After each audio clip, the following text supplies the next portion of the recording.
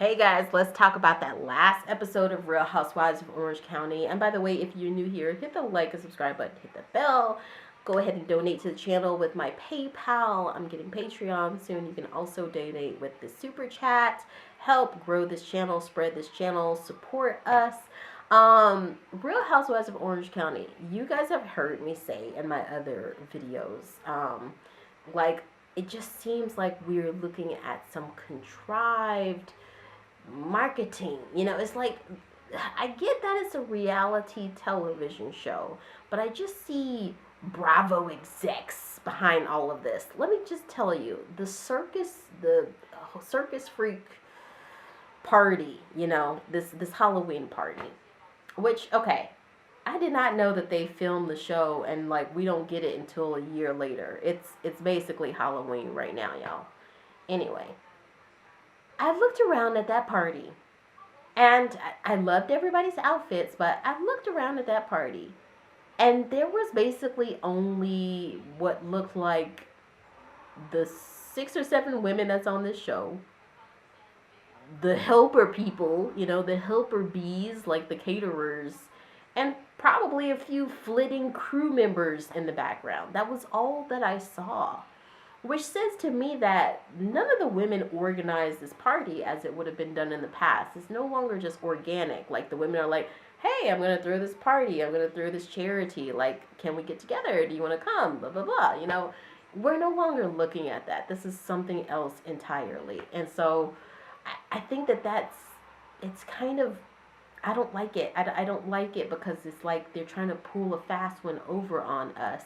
And honestly, I kind of feel like it might be affecting the women in ways that we are not aware of. Gina seems to be getting a little nuttier. She just seems like she is, I don't know, almost imploding with her emotions or something. Like, something is off, and something rubbed me the wrong way. The way she was laughing about Taylor, how drunk Taylor was. It's like, uh, I mean, I guess I can kind of get it, and maybe that just points to this bigger issue in society where we're having some issues with empathy right now. I just made a video about that, like maybe it's just that, and she's also like the millennial type, presence on the show, her and Emily, so maybe it's like, I don't know, but I'm not like that. I don't think I just sit there and laugh at people who are like blackout drunk. And, the issue with Shannon and Heather, especially now with having this like insight that Shannon just had a DUI, it's like, yeah, the irony of that, all of that, is not hitting. And during this season finale, Shannon is going on about how she just thinks she's done with this friendship with Heather. And I basically just saw Heather as a punching bag this whole season. Again, it's that level of this meanness that has just popped up in American society since the orange giant has come into the picture. I mean, it's literally affected everything. I think that Bravo is, they think that they're playing it safe by just sort of like generating and manufacturing all of these moments with the women, but I think it's actually going to be the downfall of not only Orange County, but all the franchises. Like, just let it roll out organically. Are we unable to do that anymore? To just let people live their lives organically, and what comes, comes. So yeah, I don't have a very long video for this one. I just thought that this episode was like a sham of a show.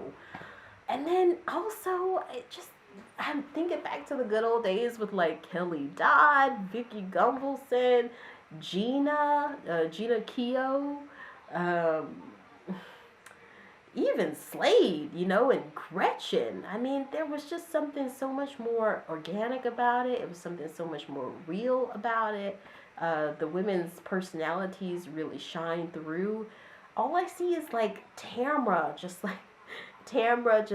maneuvering in the background, and her with that fight with Heather. I'm starting to think Tamra just does stuff to stay on the show. I mean, I like Tamra at the basis of it, but Yeah, that's not a good idea to go against Heather. That's really, really not a good idea. And she's like popping off, like, I'm not scared of you, blah, blah, blah. I'm like, you should be scared.